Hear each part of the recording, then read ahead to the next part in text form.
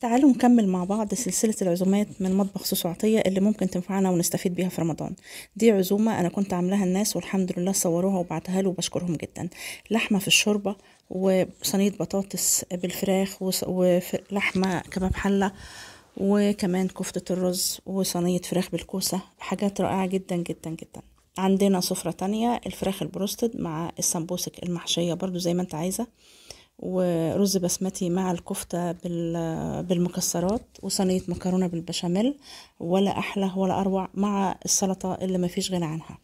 عندنا هنا رز بالخلطة، وعندنا فراخ مشوية بالخضار، وكمان عندنا ورق العنب المحشي الجميل ده، وإن شاء الله ورق العنب هيبقى نازل جديد بقى في رمضان، كل سنة وانتم طيبين، مع البطاطس المحمرة اللذيذة دي. في كمان سفرة تانية البطاطس صينية الفراخ بالخضار بتاعها جميلة جدا، وورقة اللحمة الرائعة دي معمولة بطريقة حلوة جدا جدا. معانا كمان الجلاش المحشي بالبسطرمة والجبن والرز الأبيض معانا عشان يبقى خفيف مع الأكل شوية. دي بقى صينية يا ريت تعملوها في العزومات بتاعتكم، بتختصر الوقت والمجهود وكل حاجة. صحيح هي فيها كذا صنف لكن هي سهلة في العمايل برضو.